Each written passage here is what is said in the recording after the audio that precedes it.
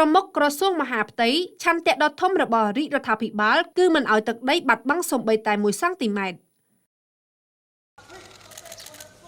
អាយុដំអភិសន្តិបណ្ឌិតសសុខាឧបនាយករដ្ឋមន្ត្រីក្រសួងមហាផ្ទៃបានមានប្រសាសន៍ថាឆន្ទៈរបស់រាជរដ្ឋាភិបាលក្រោមការដឹកនាំដ៏ខ្ពង់ខ្ពស់របស់សម្ដេចធិបតីហ៊ុនម៉ាណែតនាយករដ្ឋមន្ត្រីនៃកម្ពុជាគឺមិនឲ្យទឹកដីបាត់បង់សូម្បីតែ1សង់ទីម៉ែត្រហើយក៏មិនមានចិត្តទៅដណ្ដើមទឹកដីរបស់អ្នកណាឡើយការថ្លែងបែបនេះក្នុងឱកាសដែលអាយុដំអភិសន្តិបណ្ឌិតអញ្ជើញជាអធិបតីពិធីសម្ពោធដាក់ឲ្យប្រើប្រាស់ជាផ្លូវការនៅអគារមួយខ្នងកម្ពស់2ជាន់ទំហំ24ម៉ែត្រគុណ10ម៉ែត្រស្មើ14បន្ទប់សមិទ្ធផលនានានិងសំណេះសំណាលជាមួយកងកម្លាំងនគរបាលជាតិនៃស្នងការដ្ឋាននគរបាលខេត្តកំពង់ចាមនៅស្នងការដ្ឋានខេត្តកំពង់ចាមក្នុងន័យដដែលប្រមុខក្រសួងមហាផ្ទៃបានគូបញ្ជាក់ថាជាច្រើនអាណត្តិមកហើយមិនមានថ្នាក់ដឹកនាំណាម្នាក់បណ្តែតបណ្ដោយឬចង់ឲ្យបាត់បង់ទឹកដីរបស់ខ្លួនឯងនោះទេទន្ទឹមនេះដើម្បីថែរក្សាទឹកដីនិងព្រំដែនឲ្យបានគត់មុតនិងគង់វង្សប្រជាពលរដ្ឋគ្រប់រូបគឺមានភាគហ៊ុនដូចគ្នាក្នុងការចូលរួមថែរក្សាបូរណភាពទឹកដីសូម្បីតែ1មីលីម៉ែត្រដោយមិនមែនជាកាតព្វកិច្ចរបស់ថ្នាក់ដឹកនាំណាម្នាក់ឡើយពោលគឺជាកិច្ចការរួម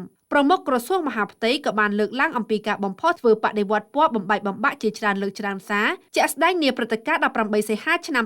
2024នាពេលចុងក្រោយនេះគឺត្រូវបរាជ័យទាំងស្រុងដោយសារប្រជាពលរដ្ឋមានការយល់ដឹងច្រើននិងឆ្លងកាត់បទពិសោធន៍ដ៏ជូរចត់រួចមកហើយផ្ទុយទៅវិញការដឹកនាំប្រកបដោយប្រតិភិននៅនីតិកាលថ្មីនេះកំពុងតែនាំកម្ពុជាឲ្យមានសុខសន្តិភាពនិងក្លាយទៅជាប្រទេសដែលមានចំណូលខ្ពស់នៅឆ្នាំ2050ថ្លែងនៅក្នុងឱកាសនោះដែរអាយុដំអភិសន្តិបណ្ឌិតក៏បានលើកឡើងអំពីទូនីតិនិងភារកិច្ចរបស់មន្ត្រីកងកម្លាំងនៅពេលដែលក្រុងឯកសណ្ឋានហើយគឺមិនមែនជាម្ចាស់របស់ប្រជាពលរដ្ឋនោះទេហើយក៏មិនមែនជាអ្នកបញ្ជាពលគឺជាអ្នកបម្រើប្រជាពលរដ្ឋថែរក្សាសេចក្តីសុខប្រកបដោយការទទួលខុសត្រូវរហូតចាប់ម៉ោងធ្វើការ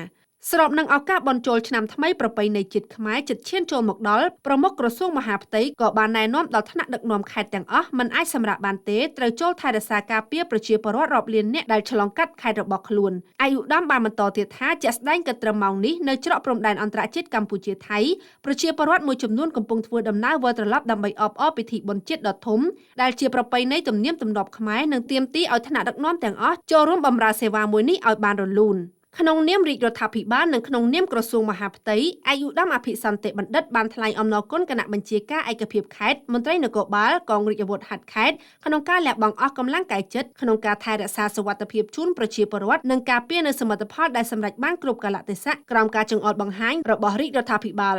ដើម្បីជាការឆ្លើយតបចំពោះការខិតខំប្រឹងប្រែងប្រមុខក្រសួងមហាផ្ទៃក៏បានគូបញ្ជាក់ថារាជរដ្ឋាភិបាលបានជំរុញនិងអនុវត្តវិធានការគន្លឹះជាច្រើនអាទិភាពព្រមទាំងដាក់ចេញនូវយុទ្ធសាស្ត្របញ្ចកោណដំណាក់កាលទី1ក្នុងន័យជំរុញការអភិវឌ្ឍសេដ្ឋកិច្ចសង្គមដើម្បីឈានទៅសម្រេចឲ្យបាននូវចក្ខុវិស័យកម្ពុជាឆ្នាំ2050ឲ្យក្លាយទៅជាប្រទេសកំពុងអភិវឌ្ឍ